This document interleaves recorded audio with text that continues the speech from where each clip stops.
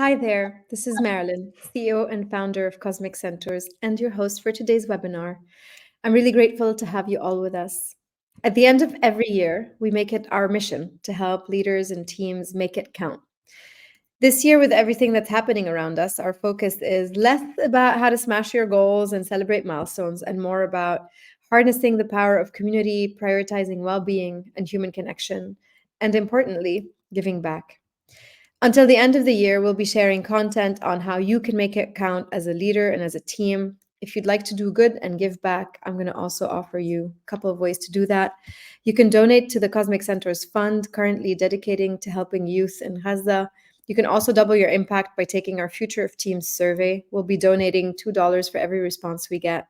Both links will be added in the comments.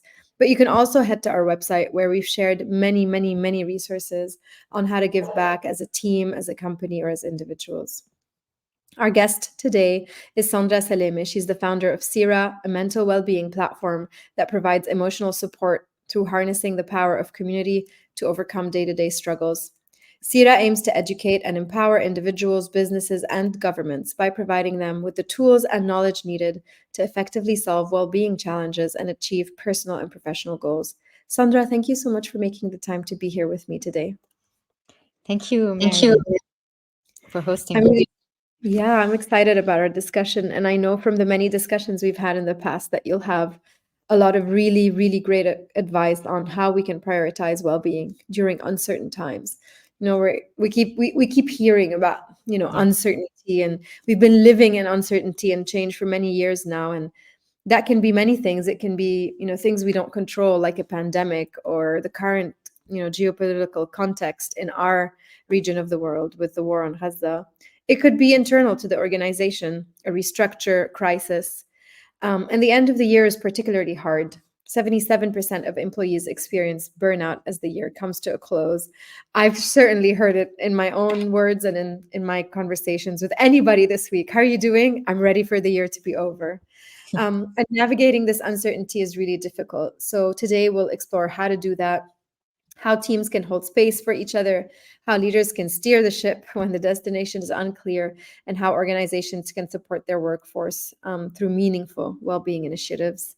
And just a small note, I also recently had the pleasure of interviewing Sandra on my other podcast together with my co-host Rhea. The podcast is called Who Run the World?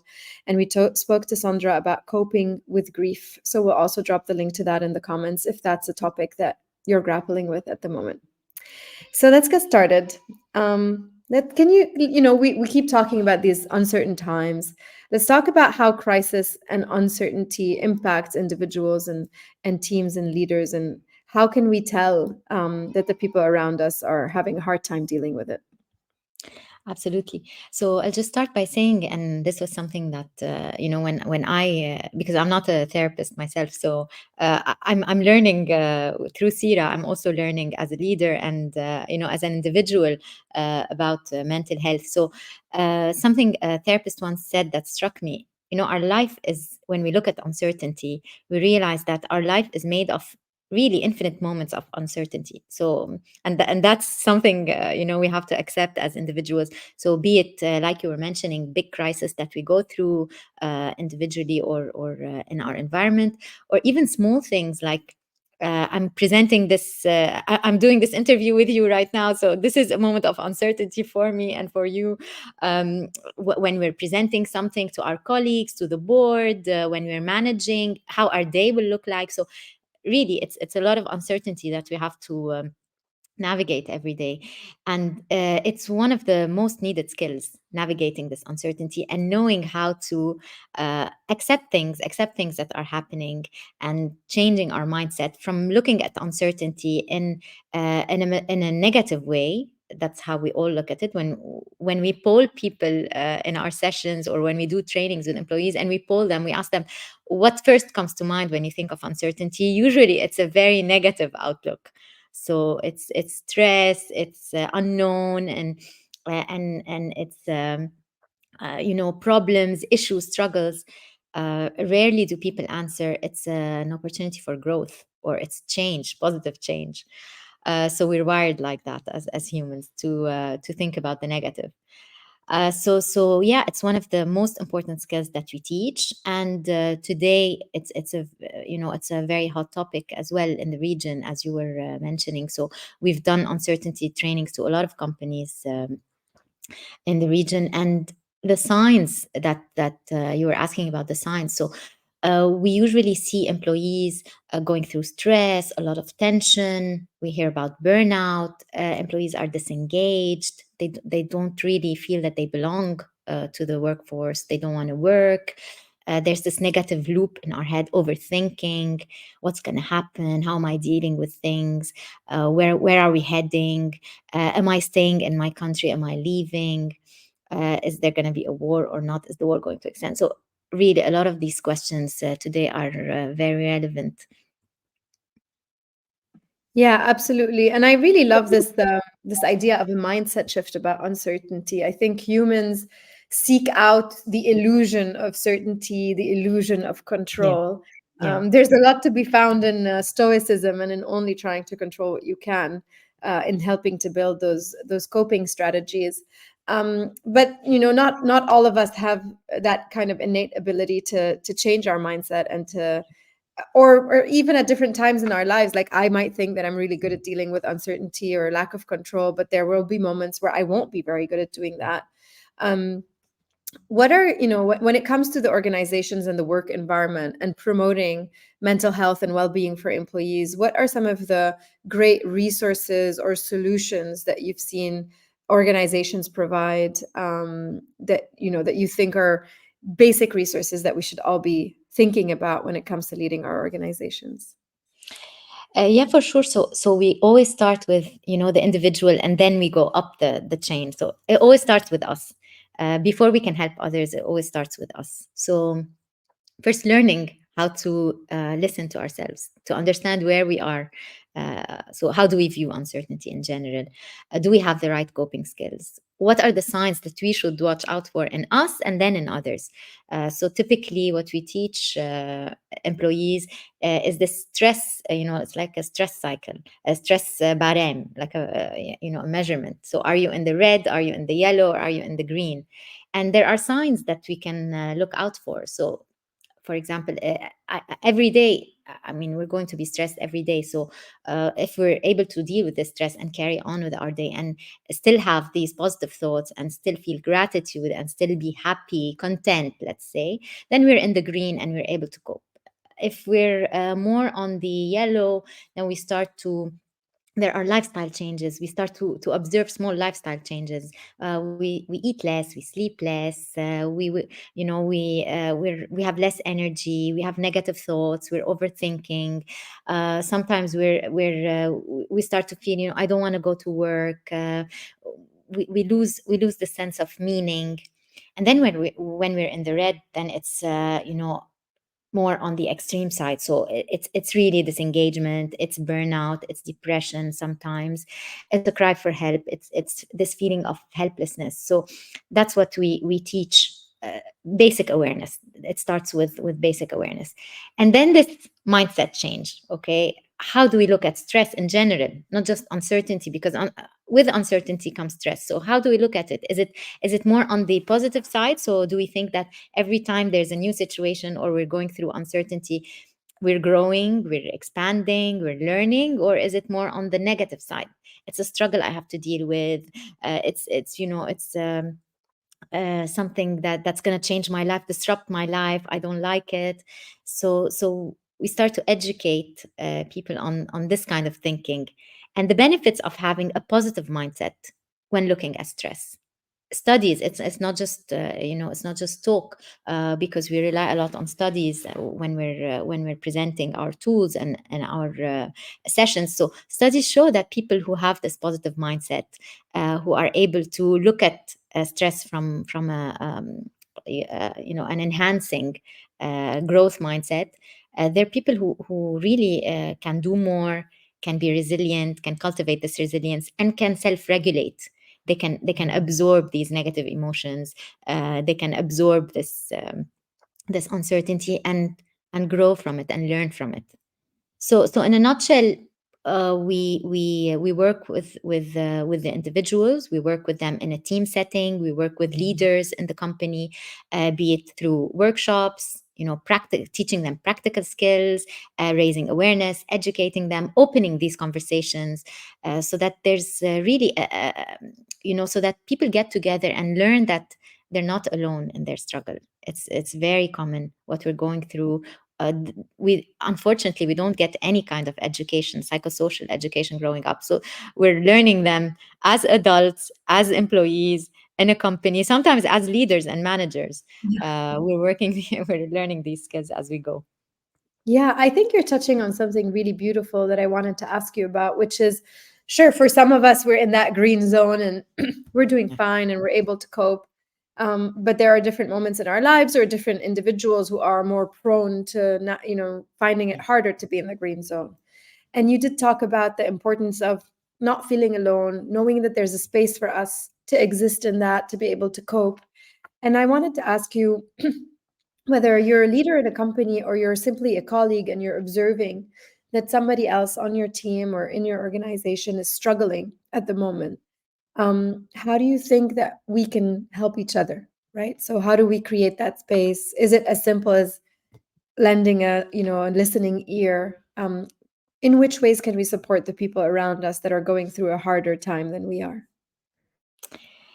Yeah, very nice question, and very needed. You know, as I always say, we have two aspects of responsibilities. So on one aspect, as leaders and as managers and as co-workers, we have to learn how. It's a skill. We have to learn how to be empathetic. We have to learn how to look for signs in other people. Sometimes we don't have the time, or we don't have the energy, or um, the will to look for signs, to have real conversations, this ability to have real conversations and not just keep our connections with our colleagues superficial, very superficial, and ask, how are you really? Not just on the surface. So as leaders, as managers, as co-workers, we have this responsibility to be there for others.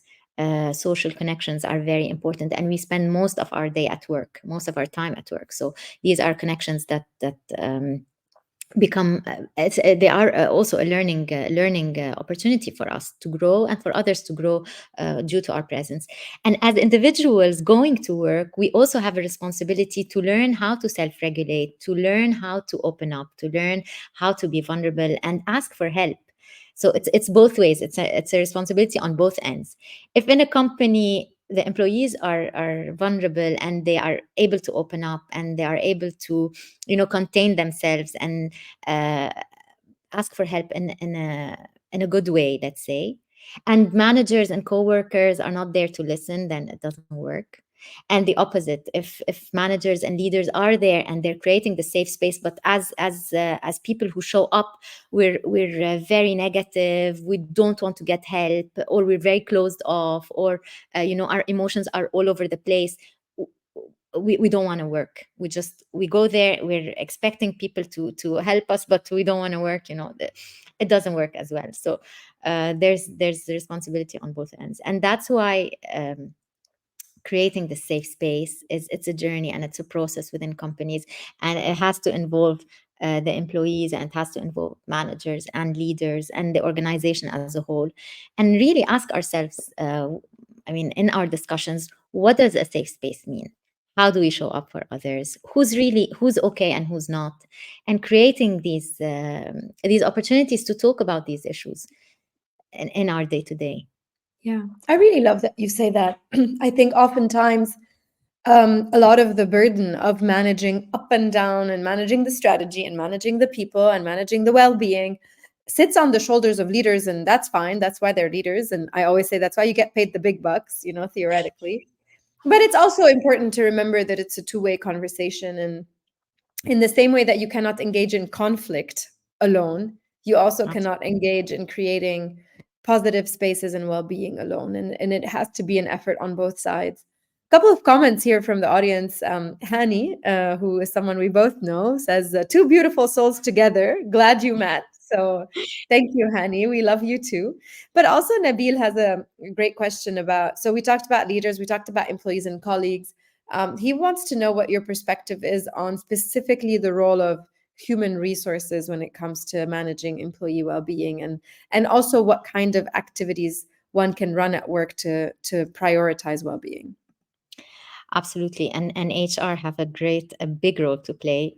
They are bridging the gap, and they are the enablers of these initiatives, activities, and conversations. I would say it's their role to wake us all up and say, we have to have these conversations. It's been a while, and we have to talk about these things. So that's HR's role, and really tying well-being to not just a superficial initiative, but actually working whether internally or with external help and an external service provider for well-being, really making sure that we're getting results, that there is a change, we're impacting within the organization, and that leaders can see the change and participate, as well as employees, and making sure that there is real engagement and real interest, that we're opening up the right conversations, not working around, when we go in, usually companies, they expect from us to come with a rather traditional catalog. How do you deal with stress? How do you deal with anxiety? These are people have had, they've had enough of talking about stress, anxiety, and burnout, just per se, like this, a session where somebody comes in and just, it's a one-way conversation. We teach you and then we leave. What people want, and what we're seeing more and more, are asking real questions and going deeper into the company, what's happening there and how can we make it better. And it's a two-way conversation, enabling two-way conversation, and helping employees listen to others. For us, a successful activity, for Nabil, who asked, a successful activity is enabling these stories and this sharing, and knowing that you're not alone, and that you have the support of your the environment where you were, your working environment. Because we're going to get out, we're leaving at the end of the day, and you're staying there with your colleagues, with your manager, with your leader. And if they don't know as much as you do, if they're not ready to support you, if they're not ready to continue this conversation, it's a waste of time. You at some point you'll feel you don't belong anymore. Yeah, So absolutely. yeah, go ahead. No, I just wanted to really echo that. I mean, I think, we created a game 2.5 years ago that's called Cosmic Conversations. And actually, on the cover, the main question that we highlight is, how are you really? And I can really personally attest, I have a very similar experience to you.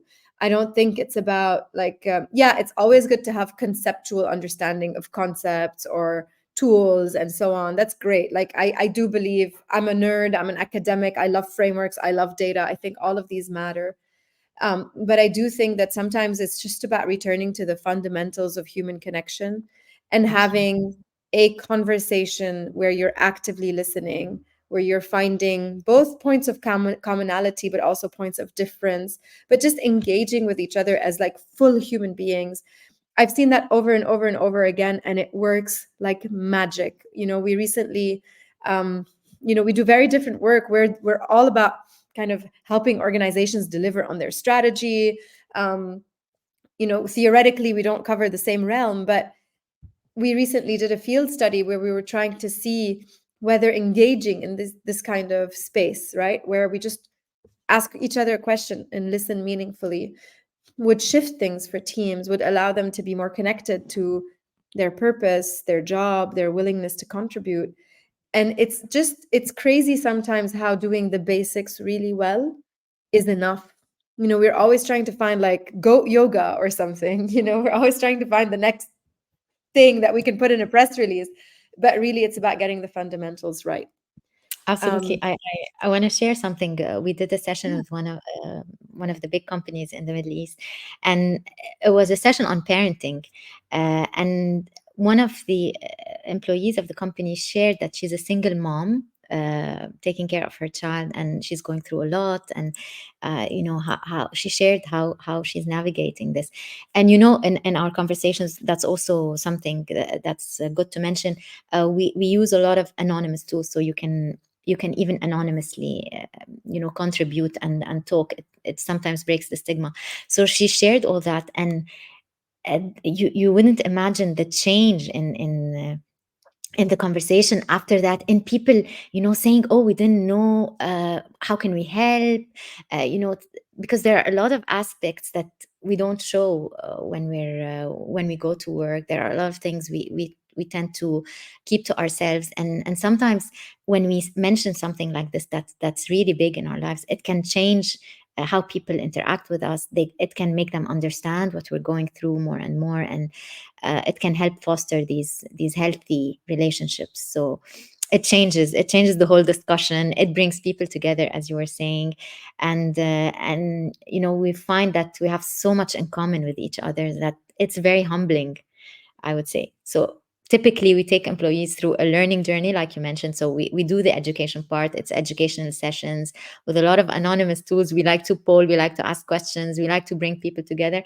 And then workshops where they get practical skills. We talk about coping strategies, and we'll mention some of them on the call today. And at the end, it's emotional support, where they get to talk to a professional as well, and share their struggles and get help in whatever they're going through. So that's typically the journey we set up. I love that. And I think one of the points you're touching on that is really important is this vulnerability, right? Like you start with the anonymous tools because sometimes we are afraid to be vulnerable in front of each other. I don't know why. Like the modern world has created this outer shell and we're no longer able to be fully human. And I think the data point is only 1 in 4 senior leader allow themselves to be vulnerable at work. Because they think that being vulnerable will diminish, people's trust and faith in their abilities. What can you tell us about this underlying fear and where it comes from, and how we can overcome it, particularly as leaders, especially, in the Arab world where the vision of leadership is always one of like masculine dominant strength, right? Not necessarily that Yeah. of vulnerability. Yeah. Yeah, you're absolutely right. And we see that, the loneliest people, there was a survey that we shared, the loneliest people in the company are usually the leaders. It starts at the top, and they tend to, we grow up, especially in our part of the world, we grow up with, you're not supposed to show emotions, don't cry. We're told that ever since a young age. Don't cry, you'll be okay. It's whatever you're going through, there are others who are going through worse. It's always a comparison game. So we grow up with this kind of mindset, and we don't, as leaders, if we don't model vulnerability, if we don't model openness, if we don't model empathy, if we're not there to serve others, if we're not there to really listen, it trickles down. So you see it in cultures. When we go into companies to work with them, we can sense the culture. If it's an open culture, if there's a lot of sharing and compassion going around, or if it's a closed culture where people should play this role that they're very strong, they're invincible. uh, we can sense that. And yeah, we work a lot with leaders. They need a lot of help. I was so this is why I started Siira. I was also managing a company, and I needed help, and it was it's a humbling journey to realize that you, even if you're in a management position, you also go through struggles, and you also don't know, you're expected to have answers for everything on the business side. So when it also comes to your own personal struggles, you think that you also have all the answers and you don't need help. So going through that and realizing that even as a leader, uh, you're human, and you didn't learn like everybody else. You didn't learn those skills, and there's it's never too late to learn these skills, to integrate compassion and empathy in the way you're leading.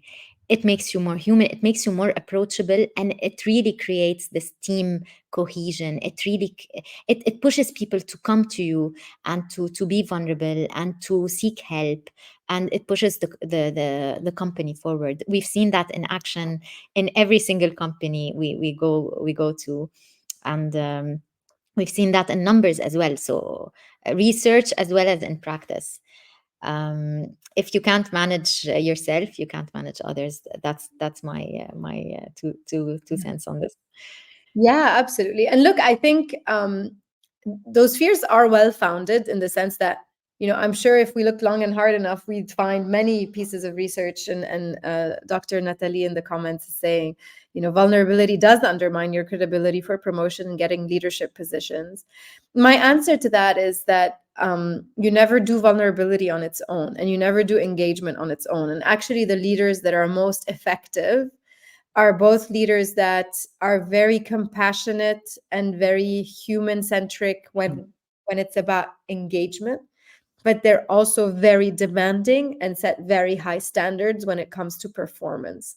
And I Absolutely. think that's a balance to strike, but it's also oftentimes when you talk about vulnerability or psychological safety, or people tend to take this to an extreme where it's like, oh, that means I have to become a sissy and accept whatever and always be kind and never criticize any. And that's not what we're saying at all. And I think being demanding is what people want from their leader. If they don't, they should go somewhere else. They want a leader that makes them better, that pushes them, that helps them to grow.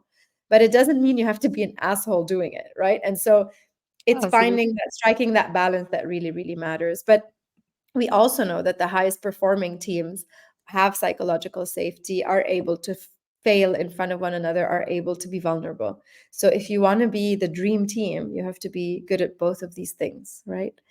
Um, I wanted to talk a little bit about, I think the role of a leader, there's many different roles, but in this particular context, it's also to set the cadence, beat the drum, be the one who makes sure that we prioritize these things in our conversations. Like, I know very well that as a leader, if I don't show up and meaningfully ask, like, how are you feeling today? Or notice that someone is not at their usual baseline. Not all of us are chirpy, but as you get to know people, you see their baseline and you're like, oh, this person's lower than where they usually are, or higher. What's happening? I definitely see that if I don't beat that drum and create the rhythm for the team, we kind of lose track and we tend to focus on the work, not just on each other. And so from the very beginning of our existence, we've spent a lot of time researching the importance of rituals, which is just, in very simple terms, activities that we engage with as a team often, so in a recurrent manner and with meaning, right? Like, for example, playing cosmic conversations, every few weeks, or engaging in retrospective so we can reflect on how we can do better, or whatever it is, right? Um, I wanted to ask, because that's a topic we obsess about quite a bit. If you've seen specific, maybe team activities or rituals that a team can engage with beyond a crisis, right? I think it's also about good hygiene. It's not just like Yeah. there's something hard happening, we have to deal with it. It's also establishing a rhythm that is continuous and exists outside of crisis. Have you seen some specific activities or rituals that you particularly love? Yeah, of course, and it can be some simple things that are very effective. Usually, when we start talking about the activities and planning, we get, we think that we have to create something that's out of this world so that we can engage employees. I've seen in companies, I've seen simple organizing lunch. Let's get together for lunch, all of us, and sit together. That breaks, a routine day and enables conversations. I've seen companies doing team building activities, and not just once a year, but every quarter. Uh, we work with a very nice company, government, part of a government entity, who do mental well-being Mondays. So every Monday they dedicate an hour, and we're there to foster these conversations, so that, like you were saying, it's a hygiene, it's something, it's a muscle that we're training once a week, I mean, enabling these conversations to happen, in creating these safe spaces. So games to play, being creative, uh, you know even employees, I've seen companies where employees, bit by bit, they come up with initiatives, and they start to create games, and create outings together. I've seen companies who organize giving together, which is also super powerful. So opportunities to give, opportunities to help. They go all together and do some kind of community service, or create something around physical fitness, or sports games, or anything that can foster and enable these social connections, and this type of uh, you know healthy conversations, healthy relationships. matters and makes a huge difference, especially when it's also when you see leadership and management contributing Engage. and being part. Yeah, exactly, and being part of those kinds of activities, and pushing for them, not just HR. So even having leaders sponsor certain causes. Just to comment on what you were saying also, Marilyn, about the type of leadership and being vulnerable and seeing it as a weakness. I think if you want to be a demanding leader, to be able to achieve your goals and your plans, you have to create trust with your workforce. Trust is a big element of having a productive workforce and an engaged workforce that really can deliver and considers the company their own. So to foster this trust, you have to get to know people, you have to know their concerns to a certain level, you have to be able to create a space where people can say, you know what, I'm not feeling okay, I need help, and to make this help available. You have to be able to train management and team leaders and co-workers to really be there for each other and to create these trust bonds bit by bit, so that it all stays together and it all works together. So being vulnerable to a certain extent is important, and it shows that you're open, and it shows that you're trustworthy, and it shows that you're relatable to the workforce, to Yeah, people. absolutely. Couldn't agree more. A couple questions from the audience, actually. One that I also wanted to ask you about in slightly different terms, but which is around how we manage diversity and cultural differences when rolling out well-being, coming Yeah, from Tala here. But also for me, I always say that if I take myself as an example, and I commented this recently on one of our posts, and someone messaged me to say thank you for saying that. We tend to think that for everybody, well-being means less work or less worrying about stuff, but actually, for me, for example, experiencing well-being sometimes looks like doing work on a Sunday evening because it's going to create a better week for me, right? yeah. Like, I don't believe that we should impose definitions of well-being on each other. And so I'm wondering, how do you recommend having that approach? As a leader, I've always been criticized. I don't know. I love working on December 24th or on holidays. I love working on those days because no one's interrupting me. But it put pressure on people in my team who felt like, oh, should I have been there? Is that what she's trying to tell me? Like, is it expected of me? And I'm like, no, you do you, but my well-being sounds like this. Yeah, yeah. So how can we be sensitive actually to different understandings of well-being, to different cultures, to different ways of looking at this topic? Yeah, a very nice and very complex question. There's no straightforward answer or easy answer to that, but it starts with something you mentioned. Everybody everybody does well-being in a very personal way. So what works for you maybe does not work for me, and we don't like to come as preachers, or we're not there to parent, quote unquote, to parent people or to treat them like kids. So you can what we want you to know is how to listen to yourself and how to detect these signs in you, so that you can manage this well-being, let's say, dilemma, or a mystery. So you have to listen to your own body, you have to listen to your own uh, mind, thoughts, emotions, and then we teach you how to manage, and we teach you how to cope. And some people, they function, work at work, and then when they're home they totally cut off, and it works for them, and they're able to be present at work when they're working, and they're able to be present at home and on vacations, and rest, and really be present there. And for others, and mixing both, they're okay with it, they're fine with it, and they're able to be present in small moments within. So when they're at work they're present, and sometimes when they're at work they might do some things that are personal, and vice versa when they're at home. If they have some time at night, they'd like to focus on something for work, they can do that and be present for that. What's important is really juggling, and being present in every moment, and shifting this thought that work life balance is either work or life, or they're separated. It's work is part of life, and we'll teach you how to manage it. And to answer the diversity question, it's all about diversity. We're It's all about diversity and inclusion. Each one of us is different, and each one of us has their own thresholds of stress, and their own baggage and history, and coping strategies. And so it's really teaching each one of us to understand who we are, and what makes us okay in the green, and what makes us in the red, and navigating that, and with with a toolkit, having a good toolkit to navigate moving, and respecting and understanding that others are also different than us. We have a lot in common, but they're different, and to understand how we can support them and how we can support ourselves. So that's the whole, this is the essence of the conversation. For sure. Just a comment here from Liliane. She says she saw a company where their profiles have links in their email signature. And if you click on it, you'll see a snapshot of what working with me looks like. And it includes things like, I'm nocturnal, so expect emails at night, but that doesn't mean you have to reply.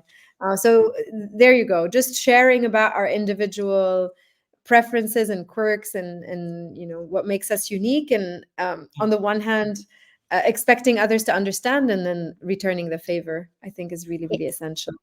Yeah, and teaching others about us, being vocal, like Liliane was saying. I love the comment. So telling others, like you mentioned. So I'm the type of person who likes to work at night. You don't have to follow my lead, but uh, just But don't I'm pressure okay me doing it.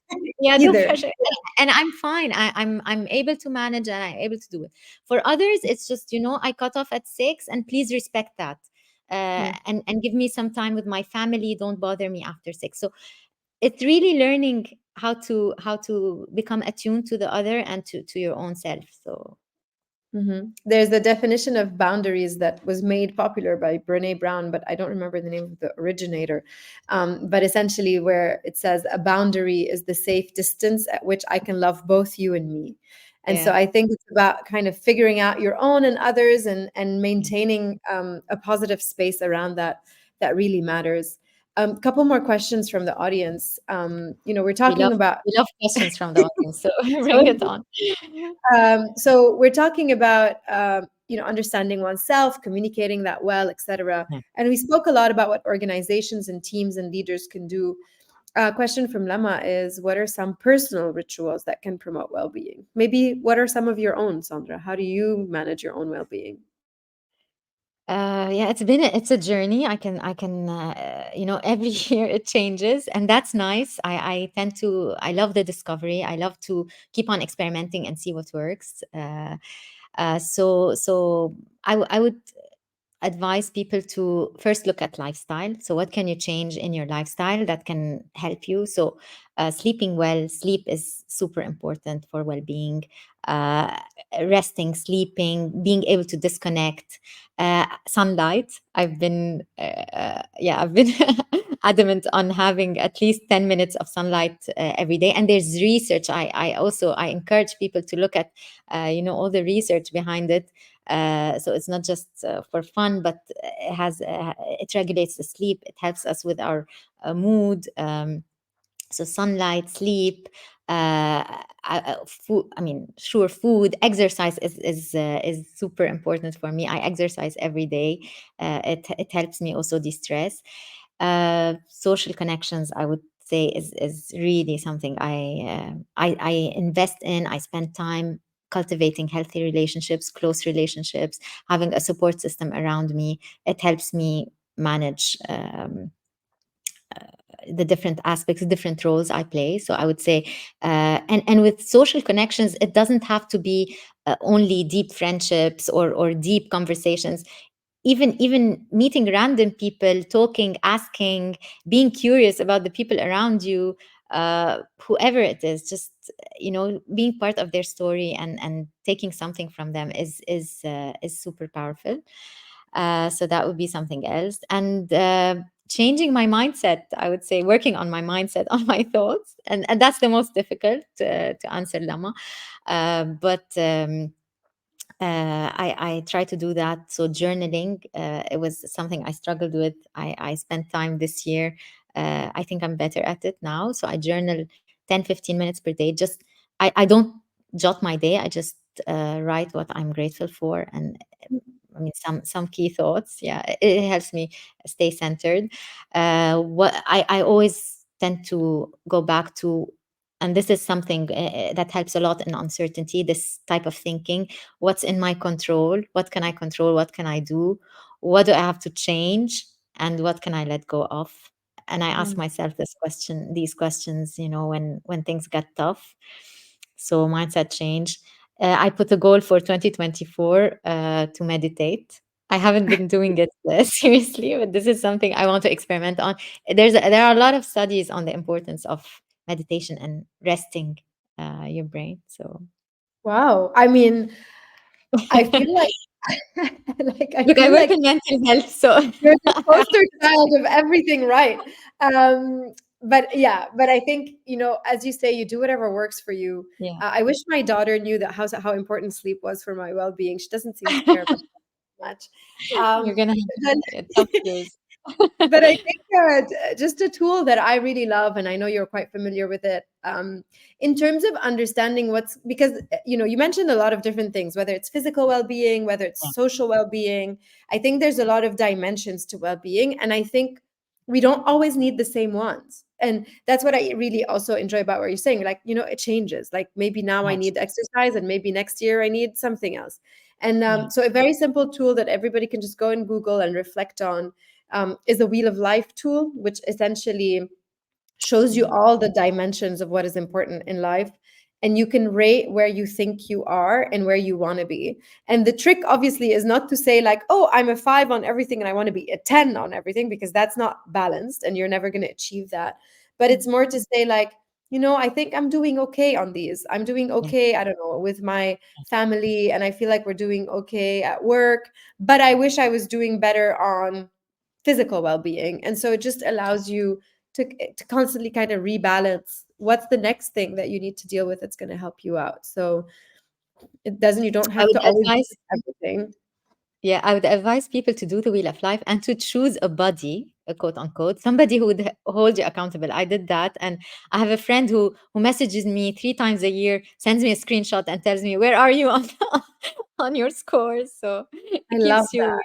yeah, Yeah, and you did mention your support system. I think I very much echo that. I have a very diverse support system too. Like some of them are, yeah, close friends. Some are just people who care about one dimension of my life. They're interested in what I'm doing as a founder, or I have a coach, so I have a lot of these different relationships, and I know that I can go to different people depending on what is needed at that moment. So I think that's really important. Another question that I'd like to ask you, and maybe we can come to wrap up on that, is from the audience, but I think it's so important, and you did talk about it at the beginning, which is why I want to bring us back to it, which is, how can you measure the impact of well-being initiatives? I think in a lot of companies, it's kind of a nice to have. It's like, oh, we'll do that after we've done everything else. But a lot of your work, and we also echo that, is trying to explain to companies that there is a real benefit to improving the well-being and the human connection of the people that work for them. How do you support companies? What do you tell them to measure, to ensure that their initiatives are having good impact? yeah. It's not an easy question. It's not an easy thing to do. Let's say. I'll tell you why. Just simply because, as an when you talk well-being at work, you're also constricted with certain topics or certain areas that you can help solve. But there are so many things. Unfortunately, when we go to the office, we don't. We bring everything with us, so we don't leave who we are at the doorstep of the office. We bring in our struggles, our personal struggles at home. If we're going through relationship issues, if we're going through a divorce, if we're going through an infertility journey, these are real things, real struggles, and we bring them all to work. So I mean, there's a limit to how much external providers or even a company can do on well-being. Uh, but this is, so it's a learning journey, and it's a constant innovation and push and drive for us as mental health providers to be able to help people in whatever they're struggling, so not just at work but also in different aspects of their lives. And this is why companies today are looking to open different conversations, not just work related conversations, but also some conversations around work, or around the personal, like parenting, like relationships, and things like that, physical well-being, emotional eating. So we are very creative in the topics and in the themes that we propose and that we engage in. How do we measure impact? We look for engagement. That's why our sessions are very engaging. We want it to be two ways. We want to co-create with our audience. We want them to challenge us, and we want to have real change. So it's engagement. We always survey before and after. We benchmark. We work very closely with HR at the beginning to understand the gaps, the needs. We interview people within the company. We go back and forth. It's a constant. We're there. We become part of the culture of the company, and we're there to take in and see where we can help. Even the team is the team who works, with us, from therapists, from mental health experts. They also give feedback. What are the issues that are being discussed?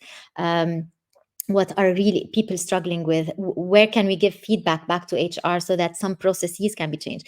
It's really mental well-being and psychological safety is not on the individual. So we circle back to where we started. It's not the responsibility of the individual alone.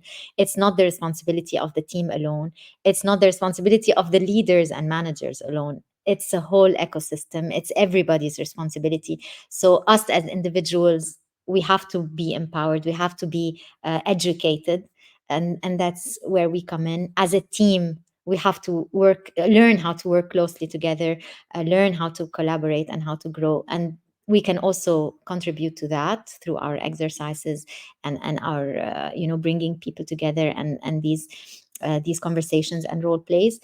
And as leaders and managers, we have to help them as individuals as well, and as a team as the leadership team as well. There are skills and knowledge that is worked at that level.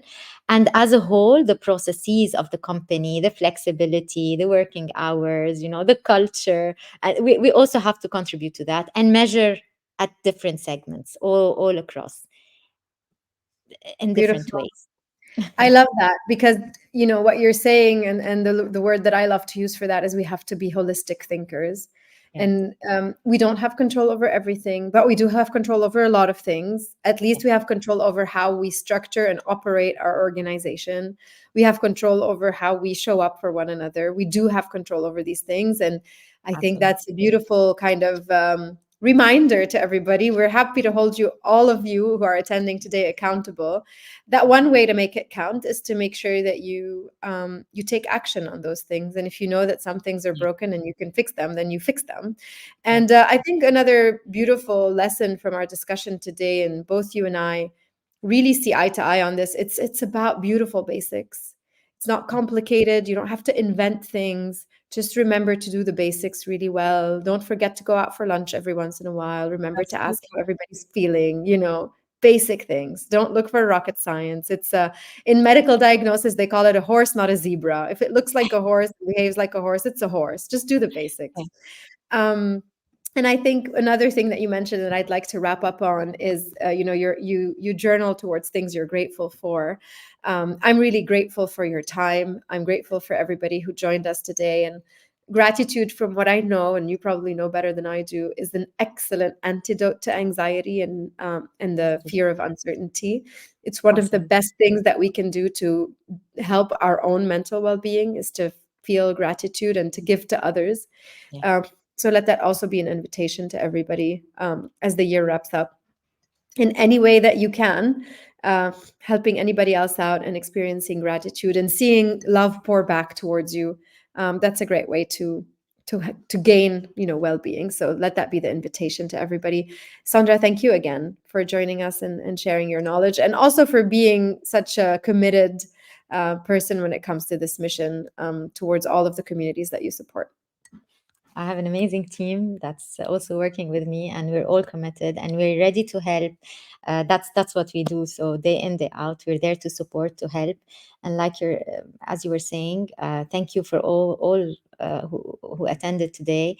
And it's really important. Prioritize well-being. It's at the root. It's at the base of everything we do. When we're good, we're able to give. We're able to receive. We're able to contribute and give back to life. So we invite you all to start these conversations, have these real conversations with each others. And as Marilyn was saying, it's really very simple. It's not complicated. And as humans, at any point in time, we can learn. We can always learn, and we can always change. So we've seen it every day. We see that every day. Change is really possible. Yeah. And while the work that we talked about today is a lot about your work with organization, I think it's worthwhile to mention that Siira started and will continue to be a free application for the community. So even if you're not in an organization and you can't afford some of these resources, actually you can use the app, and you have more than one event per week where you're helping to deal with all of these issues, from grief to dealing with disease, to the processing infertility, all of these topics, to parenting.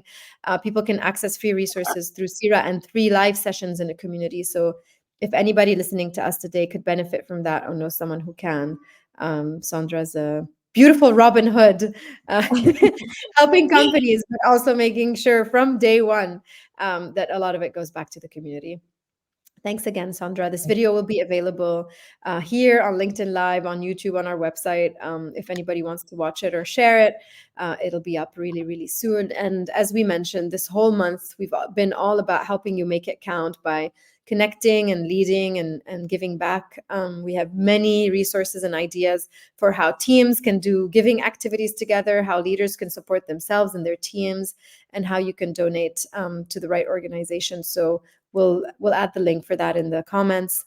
Wishing you all, if we don't see you until then, very happy holidays, a brilliant end of the year, and hopefully an incredible 2024. See you all very soon.